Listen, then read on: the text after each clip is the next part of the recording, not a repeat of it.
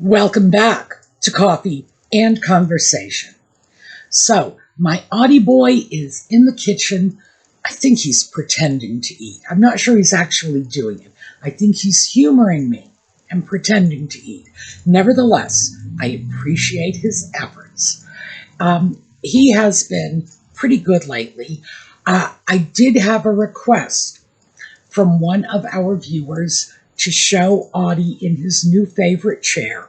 So I snapped a couple of pictures today, and I will insert one here. And no, my cat is not dead. He's simply sleeping.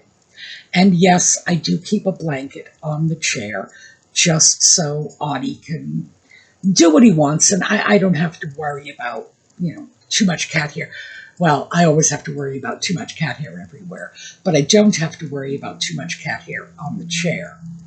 I do have another picture for you, because I mentioned a while ago that Audie had found a new hidey hole for himself, and he went into the little rolling cart that I keep my printer on. It's a printer cart, that's what it's called, and it has shelves, and I was keeping a box full of old unused computer mice in their computer, this sort of thing.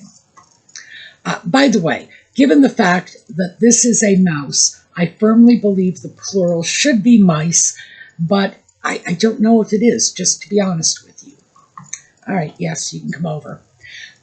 So Audie knocked the box of mice off the shelf and took it over as his own little hidey hole. Black shelf, black cat, hiding in the shadows, and it took me the longest time to find where his new hidey hole was, because I don't like it when he goes off and he will sleep somewhere for hours on end and I don't know where he is. That worries me. I'm fine if he's sleeping on the chair, if he's sleeping on the bed. I shouldn't say this, but I'm also fine if he's sleeping on the table, because at least I know where he is. So anyway, eventually I did find him and I snapped a picture. But as you can see from this picture, yeah, I'm pretty sure anyone would have had a hard time finding him in there. So that is our Audie news. Of course, he is in my lap. Where's the tail? Oh, here it is. Oh, yeah. I should have left it under my arm. So yes, Audie is with us. Let me just, here, say hello. Audie is with us. I am going to go see if I can get some more food into his dish and maybe some more food into his belly. And we will take a quick look at the intro and we'll be right back.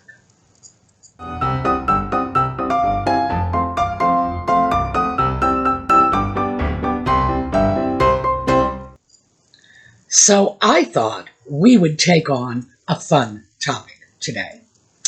A couple of months ago, I came across a video on YouTube on dating. And this video was created by a young woman who I'm guessing is probably in her 20s. And she was going through the social history of dating.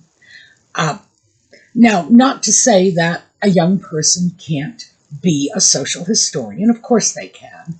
But dating is not the sort of thing you want to get information on from someone who is viewing this from the point of view of an historian looking back on it.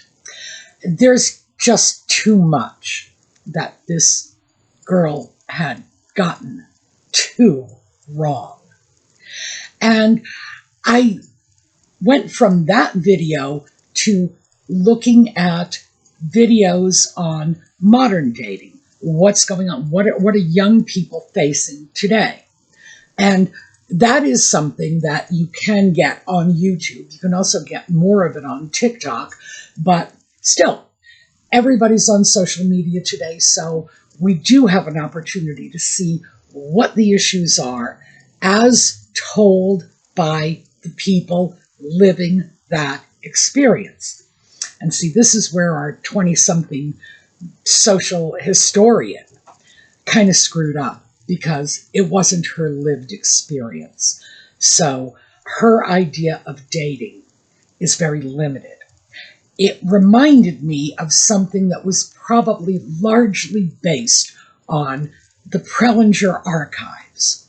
For those of you who are not familiar with the Prelinger Archives, and there is a link in the video notes, absolutely check them out. This is a fantastic resource. Tons of films. I have no idea how many films they have. I would say it is in the many, many, many thousands. They have a fabulous collection of social hygiene videos. If you're my age, you remember those videos. Those are the videos they showed us in school. You know, we would go into school 4th, 5th, 6th grade, and sometimes we were way too young for this material, but still, they have the film, they would show it. And things like dating, do's and don'ts. And, you know, this is how Bobby asks Sally on a date, and this is how Sally prepares for the date, and this is how Bobby behaves, and this is how Sally behaves, and so on. And you all remember the videos. They were on a wide variety of topics. Prelinger Archives has loads of videos, not just on social hygiene, but there are two categories that are my absolute favorites: the social hygienes and the whole world of tomorrow, the 1950s and 60s version of what the future was going to be. And frankly, it was like something out of the Jetsons, you know. So I love them, and check out the link. I, on the other hand, do not have to rely on the Prelinger Archives for my information, because by the mid to late 60s, I was old enough to be dating in that period, definitely before the 1970s. And even though I was not dating in the 40s and 50s, things really didn't change, at least not a lot, between the 40s and 50s and the late 60s. In the late 60s, with the counterculture movement, things changed dramatically. So, fortunately at my age, I have a foot in both of those worlds.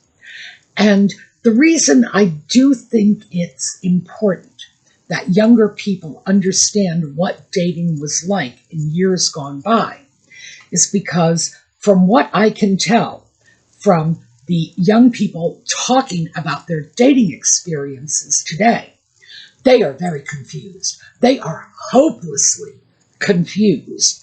And without that historical reference point, why we did what we did, why it worked for us, they can't just pick and choose, well, this is how dating should be, this is how dating shouldn't be. And it's not, you know, like a Chinese restaurant menu, one from column A, one from column B. No. Dating mores, the rules, the attitudes that we had as a society about dating are a complete package. So, when we talk about a dating couple, and I believe I called them Bobby and Sally, I think, so we're going to stick with that. In the 1940s, 1950s, early 1960s, and by the way, this probably goes back almost to the 1920s. The 1920s was a bit of a blip on the radar, but that's not what we're talking about now. At some point, we can go through the entire history of dating if you want, because, oh yeah, I know that. 40s, 50s, 60s were very much unchanged. The change took place in the late 1960s. So when Bobby and Sally were dating, the rules of dating were very clear and very firm. Bobby and Sally would start dating. They probably met in high school, or they were introduced by friends. And again, they would have been young people. They would have been in their teens. And they would go out on a date. A date would consist of stopping for a soda at the malt shop. I know how corny that sounds, but that was really all you could do for your first date. After the first date, Bobby and Sally might do other things like go to a movie. They would not go to a drive-in. We had drive-ins, but Bobby and Sally did not get to go to the drive-in on their first or second date. That was just off the table. They would go to public places where there would be plenty of other young people. They would often go in group dates. Sally's parents would undoubtedly prefer this because that was the social norm. If you had a daughter, your expectation would be that she would be less likely to misbehave if she was in a group situation. Funny, today it's just the opposite. We worry about peer pressure more now than our parents and grandparents did back in their day.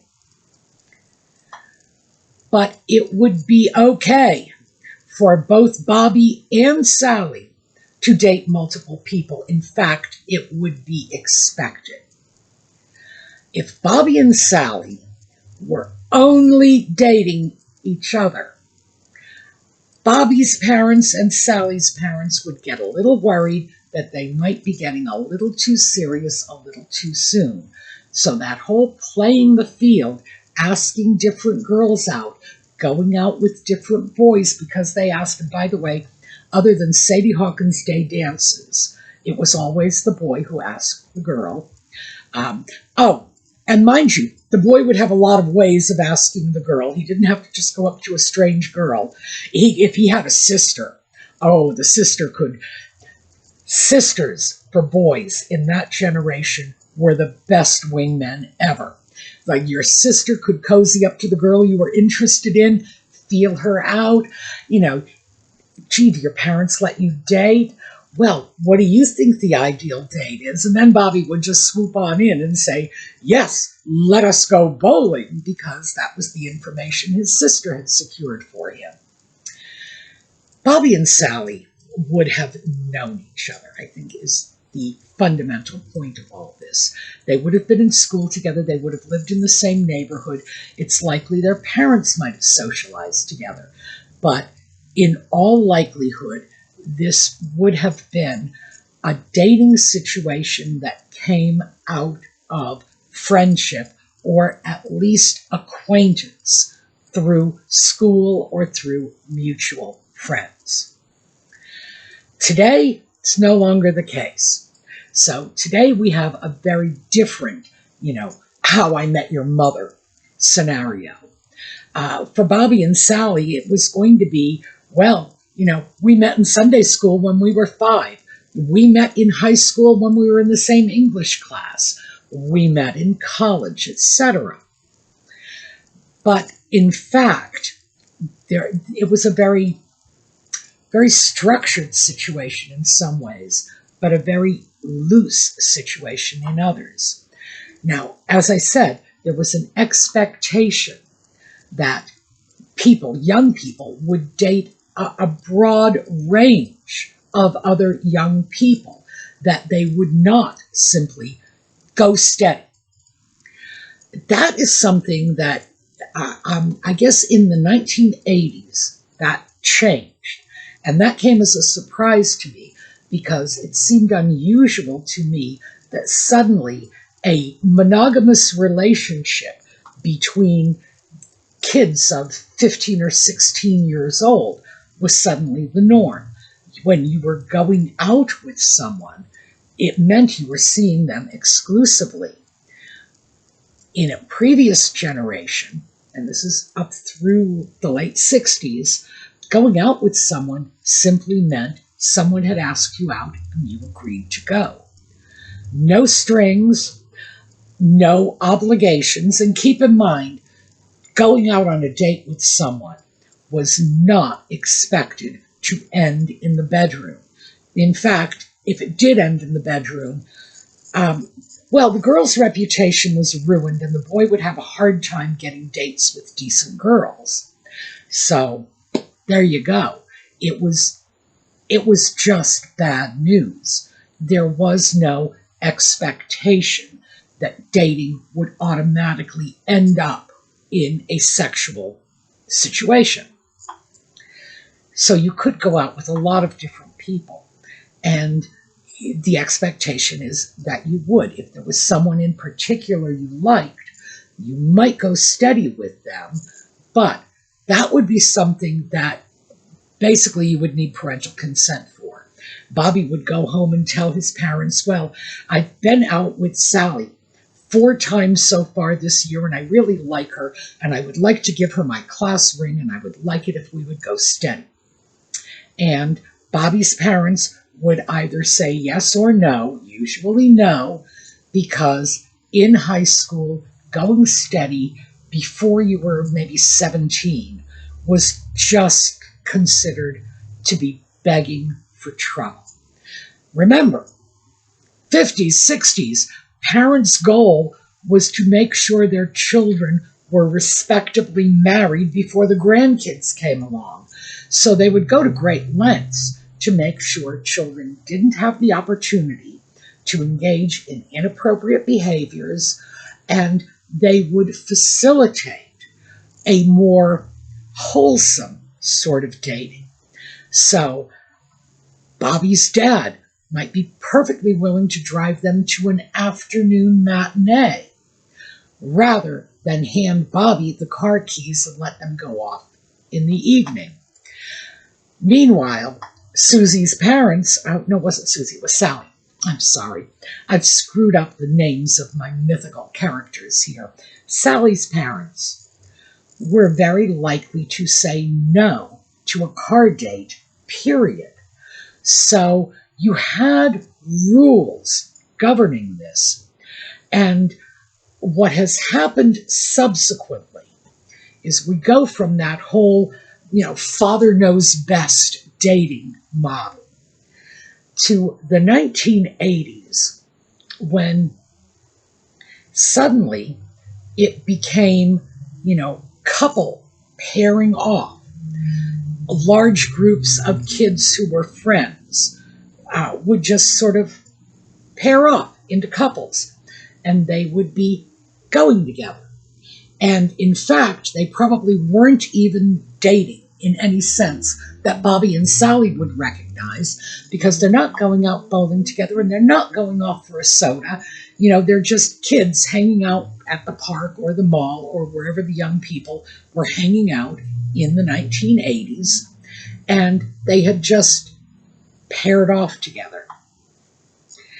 That is exactly what Bobby and Sally's parents were trying to avoid, because in a situation like that, without the formality of dating and doing so in very public places like the cinema, the soda shop, the bowling alley, the school football game, very public. Without that protection, Bobby and Sally in the 1980s had more opportunities to get themselves in trouble.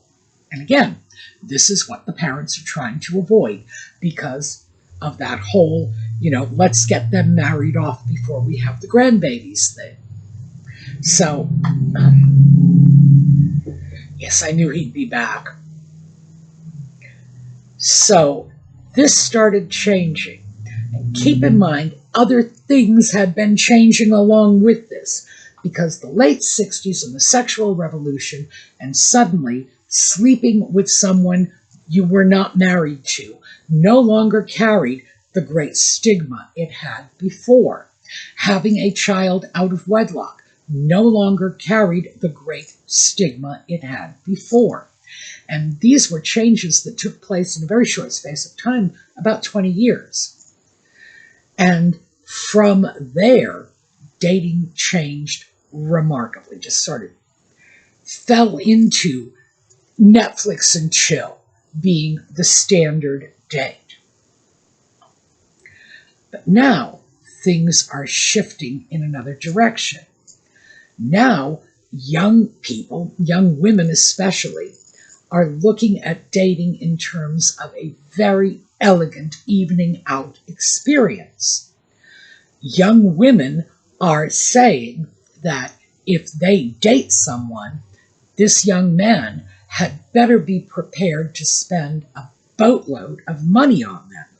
They should probably watch one of those Prelinger Archives videos in which they make it very clear that Sally ought to take her cue from Bobby if he takes her out for a soda and make sure she doesn't order more than he's prepared to pay for and all the rest of that. Because remember, there were rules for boys, but there were rules for girls too. Today seems to be very, very different. Young women, especially if TikTok is any indicator, are expecting a huge investment on the part of the young man they are dating. Now, this is really interesting and different, in my opinion, because the reason Bobby would pick up the check when he and Sally went off to the malt shop was because Sally was being raised to be a wife, a mother, a homemaker. Her goal in life was not to work and earn her own money. Her goal in life was to be married, have children, maintain the home. Bobby's goal was to go off and get a good job and pay the bills. But they each had very clear and well-defined roles. And as young people dating, they were experimenting, trying those roles on for size, moving gradually into what society was expecting of them when they would be in their 20s and 30s and part of middle America, living in the suburbs with their ranch house and their 2 cars and their 3.2 children. That's what dating was for. It was for choosing a spouse. Now it seems to be very different. Now it seems to be choosing a reasonably monogamous but not formal relationship for a period of time until one moves into the next reasonably monogamous short-term relationship. Women are working. The idea that a woman is expecting a man to take her out, buy her dinner, and take her shopping. That's another one you see on TikTok all the time. He should take me out shopping. He should buy me things. It's like, wow. If Sally had come home with an expensive gift from Bobby, her parents would have taken her over to Bobby's house, made her return it in front of Bobby's parents so that everybody would know that Bobby had done something inappropriate by buying Sally an expensive gift, and Sally had done something inappropriate by accepting it. And, oh yeah, that would have been scandalous. The very idea that a young man would buy something for a young woman that wasn't a token gift. Candy and flowers were fine, but anything beyond that, that was getting into dicey territory. That was getting into the territory in which the young woman might be expected to pony up something in exchange for what she was getting, which was unthinkable. So now we have this situation in which there is that expectation on the part of, obviously, a great many women, and judging by the number of videos out there from these women, I would have to say this is getting close to the norm in society, that if they are going to go out with a man, they are not going out with a man in order to get to know him, size up his prospects as a potential husband, but they are going out with him for the sake of what he can buy them. And the man, meanwhile, is looking at the woman as something he is buying.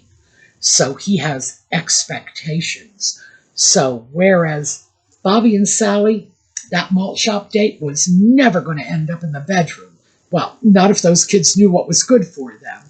Today, that is the expectation. You go out with someone, it is expected that, if you spent the evening together, if you've had dinner together, the expectation is you're going to end up in bed. Very, very different expectations. On the other hand, the woman is still expecting that the man is going to go out, have a job, pay for all of her needs. She will move into his home and he will pay all the bills. And I'm not sure what she's going to do. Maybe she'll take care of the house. Maybe she'll have children.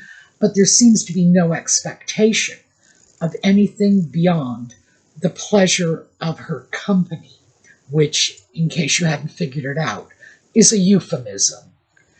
And I wonder about this because is this what feminism has come to, that we are enculturating young women to view themselves as prostitutes, that they will go out, a man will buy them things, and they will then say, hey, baby, take it, I'm yours. I'm concerned about that because, again, clear roles in the past and clear goals and expectations. Sally would have expected that Bobby would have paid the bills when they were married, not before then. The idea that Bobby would have given her any money at all was just unthinkable. That would have been shameful for everyone involved. Bobby would have been ashamed to admit he had done it. Sally would have been ashamed to admit she had taken the money. Their parents would have had little baby heart attacks. But today, this is becoming the norm. A woman dates a man and he's supposed to give her money. He's supposed to buy her things. But the reason Bobby would take care of Sally when they were married is because Bobby had a sense of security knowing that Sally had not been getting money and other trinkets from every other man in town. Today, not so much. Today, with the casualization of sex, Bobby cannot be sure of that. And if we go back to the foundations of monogamous marriage, and that's not the point of this video, but we are going to touch on that for a moment. The reason monogamy became popular in the first place was because a woman always knows who the mother of her child is, but a man needs some security knowing who the father of his child is, hence monogamy. Today, not so much, but Bobby would have taken care of Sally and their children because he would have had a reasonable belief that the children were his, and he obviously would have had a duty to take care of his children. Today, I don't know. I'm pretty sure most men have concerns about who fathered their potential children, especially if they are dating young women who have been dating other men. Other men have been caring for them and supporting them. You have to wonder about this. So it is my personal belief that what happened was the younger generations had a very distorted view of what was going on in the past and simply snatched a few things from that generation that they liked, but forgot about the things they didn't. The reason Bobby and Sally could do what they did was their very structured and clear roles, not just in their relationship, but in society.